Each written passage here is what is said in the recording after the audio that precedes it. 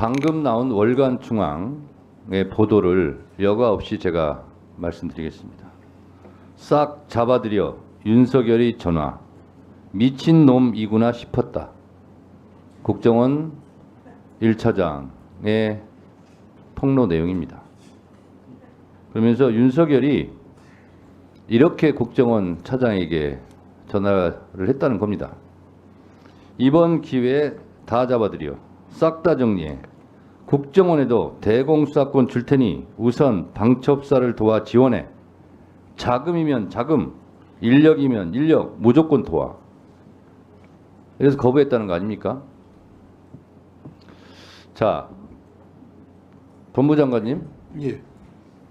이것이 사실이면 국정원에게 대공수사권을 부여하고 말고는 국회 소관 사항이죠. 법으로 해야 되죠. 현재 그렇게 되어 있는 것으로 알고 있습니다. 대통령이 절대 왕정 시대의 왕입니까? 입법, 행정, 사법을 자기 마음대로 다 휘두를 수 있습니까? 무슨 재주로 국회 권한을 로 되어 있는 법 개정까지 본인이 이렇게 다 주겠다고 합니까? 이게 적어도 월권이죠. 법을 개정한 후에 해야 할 일이라고 생각합니다. 그렇습니다. 아니 대통령으로부터 임명받은 국정원 제1차장도 윤석열 대통령에 대해서 미친놈이라고 지금 표현하고 있어요. 근데 국정원 차장만 이렇게 생각하느냐? 아마 상식적인 생각을 갖고 있는 국민 대부분이 다 이런 생각이에요. 지금 이게 정상이냐? 미치지 않고서야 어떻게 이런 일을 저지를 수가 있느냐? 이렇게 생각하는 것이 대처적인 국민들의 정서일 것이다 이렇게 생각합니다. 제 얘기를 조금 드리겠습니다. 저는 텔레비전을 보고 있다가 갑자기 화면이 바뀌면서 윤석열 대통령의 무도한 반국가 세력이라느니 무슨 소굴이라느니 이런 말을 들으면서도 왜 그러지 믿지 않았어요. 비상계엄을 선포한다는 얘기를 듣고 솔직히 살 떨렸습니다. 이재명 대표에게 바로 전화했어요. 집에서 나오셔야 된다고, 피신해야 된다고. 그때 이재명 대표의 첫 반응이 이거였어요. 아, 그거 딥페이크 아니에요? 이거였어요.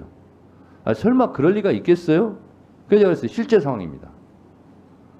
빨리 집을 나와서 피신해야 됩니다.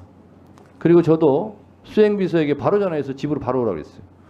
그리고 곧바로 집을 빠져나와서 국회 담장을 제가 넘었습니다. 국회를 360도 빙빙 돌았는데 출입문을 다 봉쇄했어요.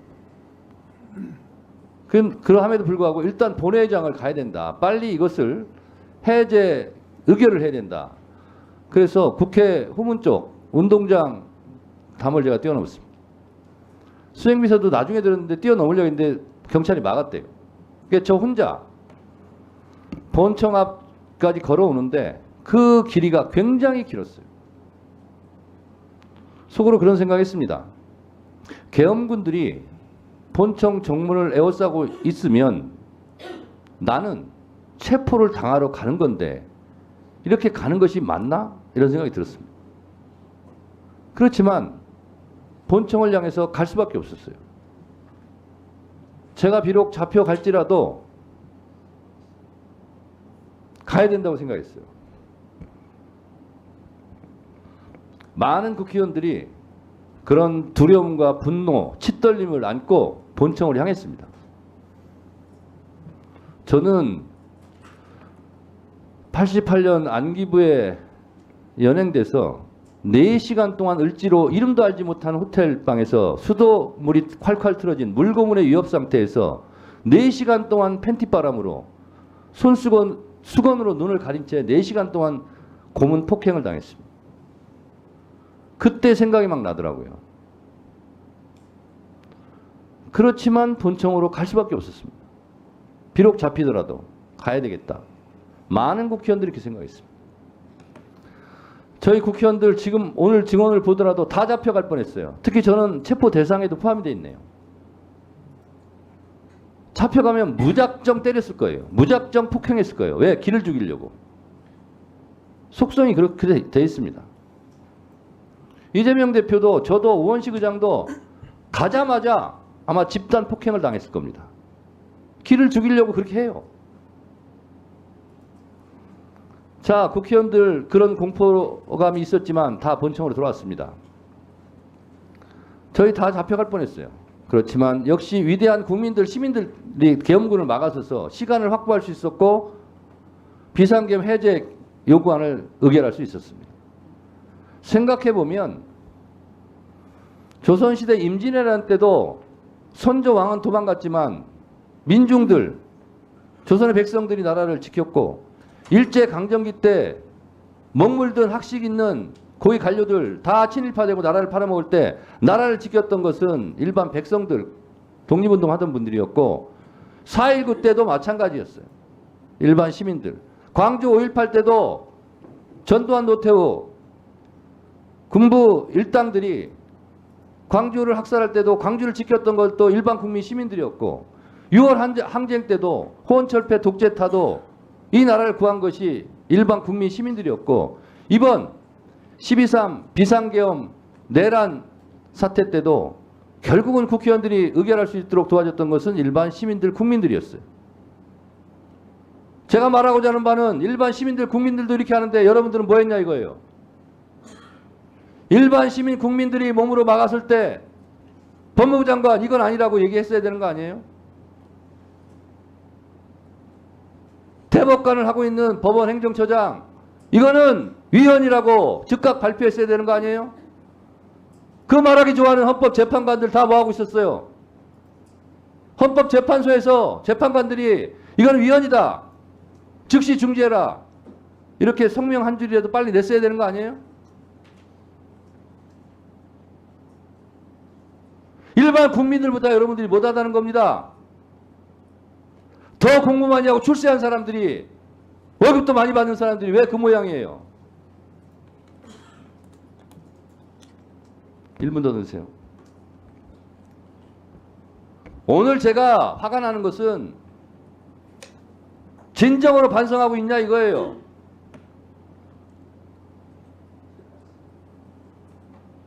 지금 특전사령관, 수방사령관 대세가 기울으니까 지금은 반성하고 있는 것처럼 뭘 폭로하고 있고 하지만 명령을 거부했냐 이거예요. 안 했잖아요. 이제 와서 말을 갈아타는 것밖에 더 됩니까?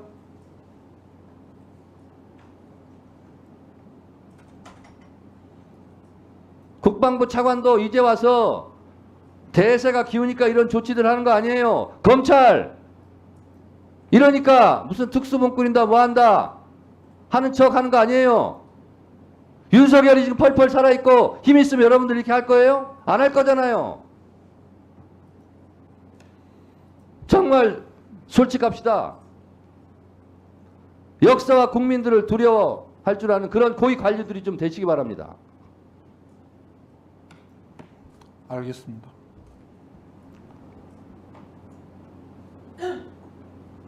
한 말씩 하세요. 법무장관 예. 한 말씀 하세요. 위원장님 말씀 잘 듣고 저희들이 뭐 제가 공직을 얼마나 더 앞으로 할지 모르겠습니다만 염두에 두고 잘 하도록 하겠습니다. 법원 행정처장도 한 말씀 하세요.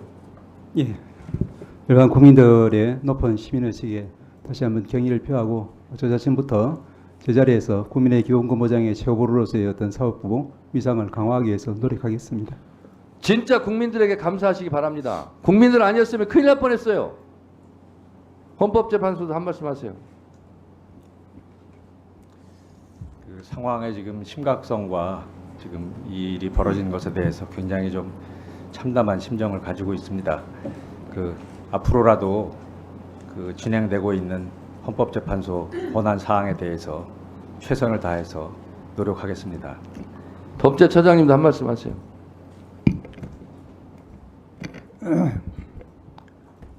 예, 그 계엄의 여건과 관련해서는 이미 국회가 다른 의견을 가지고 계엄 해제 요구를 했고 그 해제 요구에 따라서 해제가 돼서 일단은 그 부분은 정리가 되었습니다. 그 이후에 이것과 관련해서 어떤 책임을 질 것인가에 대해서는 우리 헌법이 여러 가지 절차를 마련하고 있고 그에 따라서 절차가 진행되고 있는 것을 알고 있습니다. 그 절차를 조용히 기다리면서 행정기관장으로서 공무원들이 소속 공무원들이 동의하지 않게 잘 다독이겠습니다. 예. 역시 반성과 잘 사과는 들었습니다. 없으시군요. 오동훈 공수처장도 오늘 한마디도 안 하시는데 한 말씀 하세요. 헌정 질서 중단을 회복시켜준 국회의원님들과 국민들께 경의를 표합니다. 그 나머지에 대해서는 수사기관의 그 수장으로서 수사로 또 말해주고 싶습니다. 네, 조은석 감사원장 대행도 한 말씀 하세요. 예, 저희도 뭐 충격 속의 TV 중계를 지켜봤는데요. 시민들과 의원님들의 그 용기가 오늘날 저희가 이 자리에서 이런 말씀을 드릴 수 있는 기회가 된 게 아닌가 싶습니다. 감사합니다. 네, 우리 김선호 국방부 차관님. 예, 차관으로서 이런 사태를 막지 못한 책임이 가볍지 않다는 거 잘 인식하고 있습니다. 그 책임 지도록 하고 향후 지금 새로운 장관이 부임하기 전에 다시 국방부 우리 군을 가장 빨리 정상화시킬 수 있는 그 역할을 최선을 다하고 휘에 책임을 지도록 하겠습니다.